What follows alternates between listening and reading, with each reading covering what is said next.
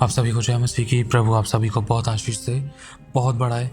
आज का ये वचन हम सभी के लिए है, क्योंकि आजकल सबसे ज़्यादा शैतान जो मनों में डालकर, विचारों में डालकर, व्यवहारों में डालकर ऐसी बातें, ऐसे विचार, ऐसे व्यवहार, ऐसे काम जो शैतान की ओर से हैं, ऐसी चीज़ों में मानसिक तौर पर एक विश्वासी को शैतान अपाहिज करता है। तो इससे लड़ने के लिए हमें कौन सा वचन इस्तेमाल करना चाहिए, ऐसा क्या वचन बोलें, ऐसी हम कौन सी भविष्यवाणी करें, ऐसा क्या शब्द बोलें, ऐसे क्या शब्दों का इस्तेमाल करें अपनी प्रार्थना में किन शब्दों को हम यूज़ करें जिसके द्वारा हम ऐसे मेंटली डिस्टर्ब जो होते थे, ऐसे विचार जो शैतानी, गलत दर्शन, गलत स्वप्न, गलत व्यभिचार, ठट्ठे के, निरादर के, अनादर के, या ऐसे विचार जो हमें तोड़ते हैं या हमें कुचलते हैं, या ऐसे विचार जिसके कारण हम अपने आप को बहुत पापी स्वभाव से महसूस करते हैं, कोई भी ऐसा विचार जो शैतान की ओर से है, उसको हम कैसे हटाएं अपनी ज़िंदगी से, कैसे उस पर जय पाएँ, कैसे हम बचें, कैसे हम आज़ादी को देखें, कैसे हम उसके ऊपर पैर रख के कुचलें, ऐसे विचारों को अपनी ज़िंदगी से दूर करें, कैसे हम छुटकारा पाएँ। तो वो वचन आज हम जानेंगे। शुरुआत करते हैं। बहुत इंपॉर्टेंट चीज़ है, खुदा आपने ये बातें हमें सिखलाई है, हमें अपनी तरफ से पूरी कोशिश करनी। देखो, ये जो वचन अभी आपको बताया जाएगा, ये वीडियो के नीचे डिस्क्रिप्शन में मिल जाएगा और मैं आपके सामने पढ़ भी देता हूँ। ये वो वचन है जिसको आपको अपनी प्रार्थना में ज़रूर बोलना है। अगर आप प्रार्थना नहीं भी कर रहे हो, चाहे आपकी कैसी भी कंडीशन है, कैसी भी सिचुएशन है, कहीं पर भी हो, किसी भी जगह हो, चाहे आप खा रहे हो, पी रहे हो, या प्रार्थना में बैठने जा रहे हो, प्रार्थना में बैठे हो, प्रार्थना में बैठे हो, या सो रहे हो, सोने से पहले या सो के उठने के बाद, जैसे आप किसी डर से, किसी विचार के कारण आप डर के उठ गए झट से, तो उस समय भी इस वचन को बोल सकते हो। ज़रूरी नहीं है कि जब आप प्रार्थना करोगे तभी बोलोगे, आप इस वचन को कभी भी बोल सकते हो। ये वचन लगभग मैं रोज़ ही इस्तेमाल करता हूँ, क्योंकि विश्वासी को पाप में डालने के लिए, विश्वास से गिराने के लिए, कमज़ोर करने के लिए, अंधविश्वास में डालने के लिए, अविश्वास में डालने के लिए, खुदा से दूर करने के लिए, विरोध वाले विचार, ठट्ठे वाले विचार, गलत विचार, गंदे विचार, व्यभिचार वाले विचार, किसी का नुकसान करने के विचार, घमंड के विचार, निर्दयता के विचार, हर वो विचार जो शैतानी है, उनसे हमें छुटकारा पाने के लिए इस वचन को ज़रूर बोलना है। सुनना ध्यान से। लिखा है 2 कुरिन्थियों 10 अध्याय 4 आयत में, क्योंकि हमारी लड़ाई के हथियार, सुनना, हमारी लड़ाई है एक, कौन सी? प्रभु तो कहता है तुम किसी से मत लड़ो, लेकिन प्रभु क्यों कह रहा है, किस विषय में कह रहा है?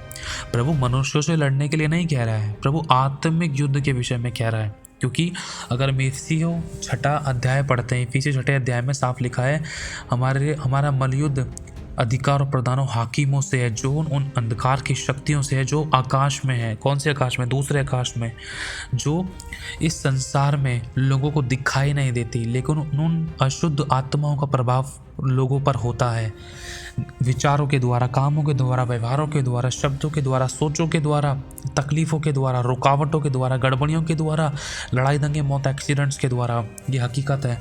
अंधकार की शक्तियों का इन सब बातों के पीछे बहुत बड़ा हाथ होता है, ध्यान से समझना। इसीलिए प्रभु कह रहा है हमारी लड़ाई किसी मांस और लहू से नहीं है, हमारी लड़ाई अंधकार की शक्तियों से है जो आकाश में है।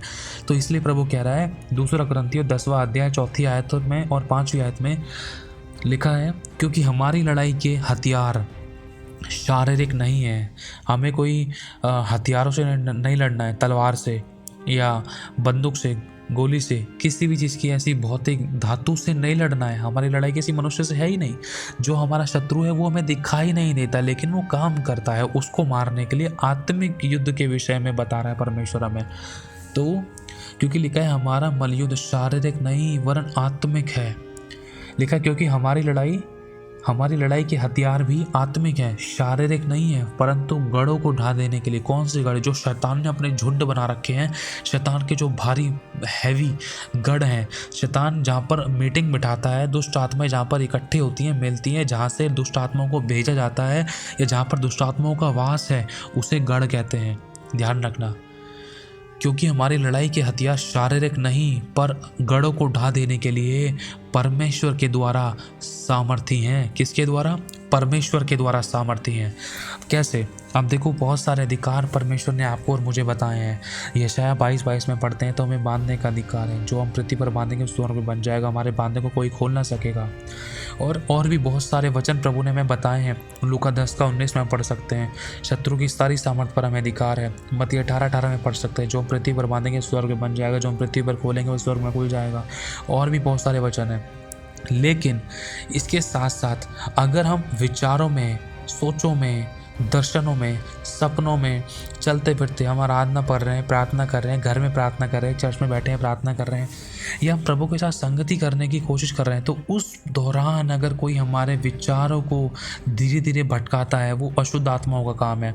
धीरे धीरे हमारे विचार गंदे होने लग जाते हैं, या घमंड से भरने लग जाते हैं, या व्यभिचार से भरने लग जाते हैं, गलत और गंदी चीज़ें, किसी की हानि, किसी का नुकसान, किसी का नंगापन, या कुछ भी ऐसे विचार जो शैतान की ओर से है, किसी के नुकसान के, या मन में ऐसे विचार जो खुदा से दूर करते हैं, किसी के विरोध में लेकर आते हैं, किसी के विरोध में लाकर किसी के लिए कोई ऐसी गलत योजना या धारणाएं बनाते हैं, किसी से बदला लेने के विचार हैं, ये सारे के सारे विचार शैतान की ओर से हैं। इसमें से कोई भी विचार परमेश्वर की ओर से नहीं है, क्योंकि प्रभु के वचन में लिखा है, तुम शत्रुओं से प्रेम करो, सताने वालों के लिए प्रार्थना करो, जो तुम्हें श्राप देते तुमको आशीष दो। तो सोच कर देखो हमारे मन में ये विचार कहाँ से आ गए। ये शैतान की ओर से, ये प्रभु की ओर से तो है ही नहीं। प्रभु तो माफ़ करना, प्रेम करना, क्षमा करना, दया करना, अनुग्रह करना सिखा रहा है, और प्रभु के वचन में लिखा है, जैसा तू मन में सोचे वैसा तू है। और यही बात अगर हम देखते हैं तो शैतान ने पतरस के मन में एक बात डाली, जिसमें यीशु ने कहा, हे शैतान, इसके सामने से, मेरे सामने से दूर हो जा, जो प्याला मेरे पिता ने मेरे लिए रखा, क्या मैं इसको ना पीऊँ। सोच कर देखो, शैतान किसी के मन में भी कुछ भी बात डाल सकता है। ये हकीकत है, ये वचन हमें बता रहा है। नए नियम में साफ ये बात प्रभु ने इस बात को प्रकट किया है कि शैतान हमारे मनों में कड़वे बीज बोता है। कई बार रात को वो कड़वे बीज बोता है, कई बार दिन में, कई बार दोपहर में कड़वे बीज बोता है। इसलिए वो शैतान के कड़वे बीज बुराई के हो सकते हैं, विरोध के हो सकते हैं, लड़ाई दंगे के हो सकते हैं, फूट के हो सकते हैं, विधर्म के हो सकते हैं, व्यभिचार के हो सकते हैं, किसी से बदला लेने के हो सकते हैं, किसी के प्रति विरोध रखने के, किसी को मारने, काटने के, जलाने के, या किसी के साथ किसी प्रकार का कोई दुर्व्यवहार करने के, शब्दों से किसी को सताने के, किसी से बदला लेने के, किसी को जवाब देने के, किसी भी प्रकार के ऐसे विचार हो सकते हैं जो हमारे मन में शैतान डालता है। अगर इस प्रकार का कोई भी 1% भी कोई भी विचार आता है तो ध्यान रखना, वो एक भी विचार परमेश्वर की ओर से नहीं है।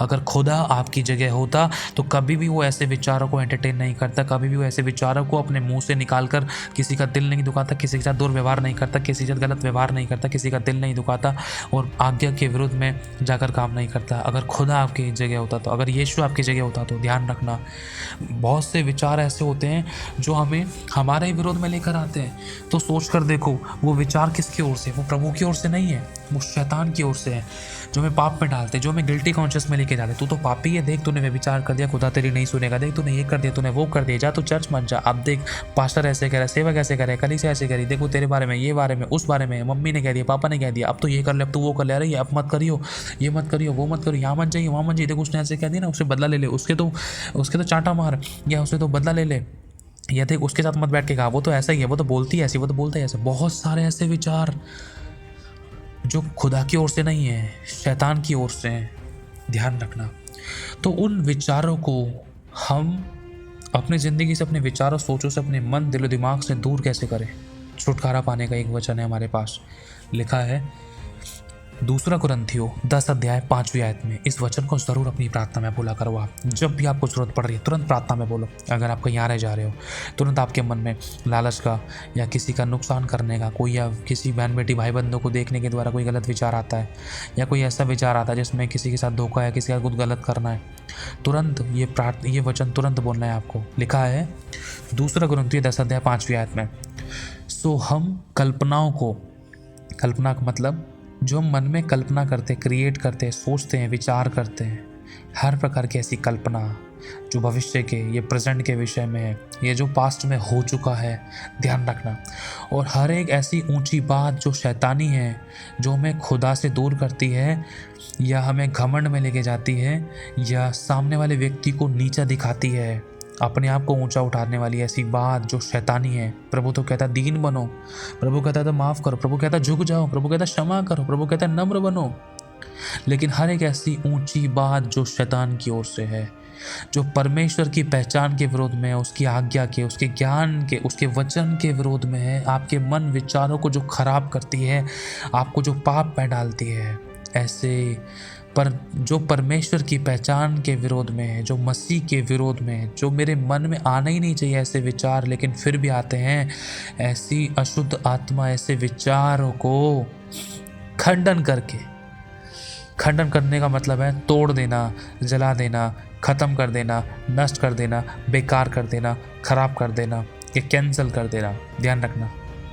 और हर एक भावना को कैद करके, अगर हमारे मन के अंदर, हमारे लाइफ में कोई भी ऐसी भावना है जो परमेश्वर के वचन के विरुद्ध में है, किसी लड़की के प्रति, लड़के के प्रति, धन मन तन के, नौकरी बिजनेस के, काम धंधे के, किसी प्रकार के भोग विलास के प्रति कोई भी ऐसी भावना जो शैतान की ओर से है, जो परमेश्वर की ओर से नहीं है, हर एक ऐसी भावनाओं को कैद करके, हर एक ऐसी कल्पनाओं को, ऐसी ऊंची बातों को, गलत दर्शन, गलत स्वप्न, गलत सोच विचारों को जो आपकी पवित्रता को खराब करते हैं, जो आपको पाप में डालते हैं, जो विचार आपके मन में आते हैं थोड़ी देर बाद आपके मुंह से निकल जाते हैं, जो वो शैतान की ओर से होते हैं, ऐसे विचार, ऐसे सोच, ऐसे गलत दर्शन, गलत स्वप्न, अनर्थ कल्पनाओं को प्रभु यीशु के नाम से लिखा है। और हर एक भावनाओं को, ऐसे विचारों को, ऐसी कल्पनाओं को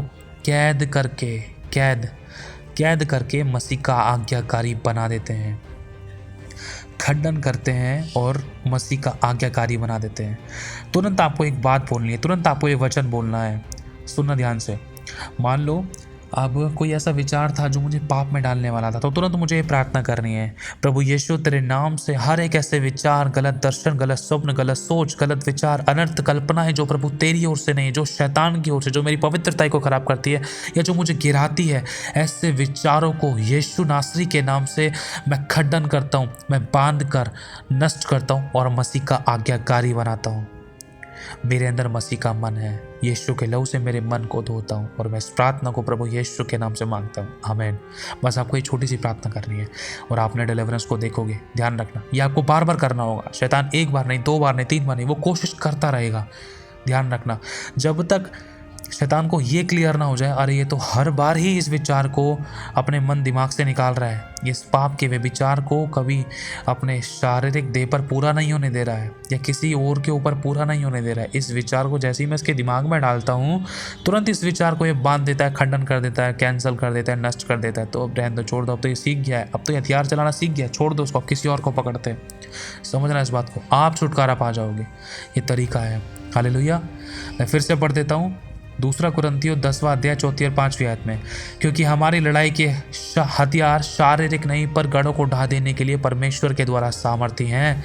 सो हम कल्पनाओं और हर एक ऊंची बात को जो परमेश्वर की पहचान के विरोध में है, मतलब जो परमेश्वर की ओर से नहीं है, ऐसे विचार, ऐसे व्यवहार, ऐसे काम, ऐसे शब्द, ऐसे सोच, ऐसे दर्शन, ऐसे स्वप्न जो हमारे मनों में, हमारे जीवनों में उठते हैं, हमारी ज़िंदगी में आते हैं, यीशु के नाम से हम उनको खंडन करते हैं और हर एक ऐसी भावनाओं को कैद करके मसीह का आज्ञाकारी बनाते हैं। आमीन। और ये ज़रूर बोलना, यीशु के लहू से, यीशु के वचन से, यीशु के नाम से मैं आज़ाद हूँ। आमीन। तो इन वचनों को अपनी प्रार्थना में हमेशा बोलना, इनको याद रखना। कभी भी किसी भी समय आपको बोलने की ज़रूरत पड़ सकती है और आप छुटकारे को देखोगे। आपको हार नहीं माननी है, कोशिश करते रहना है, बोलते रहना है। जब तक आप इस वचन को बोलोगे नहीं, जब तक ये नहीं जा सकती। हम शैतान से मन में नहीं लड़ सकते, इस बात का ध्यान रखना। आपको अपने मुंह से बोलना होगा, क्योंकि परमेश्वर आपके और हमारे मुंह के फल का सर्जनहार है। जैसे आप और मैं बोलेंगे वैसा वो परमेश्वर क्रिएट करेगा। प्रभु कहता है तो अपने मुँह को खोल, मैं तेरे मुँह को अपने वचन से भर दूंगा। और जब आप अपने मुँह से परमेश्वर के वचन को बोलोगे तो लिखा है, मैंने अपने नाम से ज़्यादा इज्जत मैंने अपने वचन को दी है और वचन मेरा कभी नहीं टलेगा। वो अपने काम को पूरा करके ही वापस लौटेगा, वरन गवाही बनाएगा और परमेश्वर की महिमा करेगा। आमीन। तो प्रभु आशीष आप सभी को, जय मसीह की।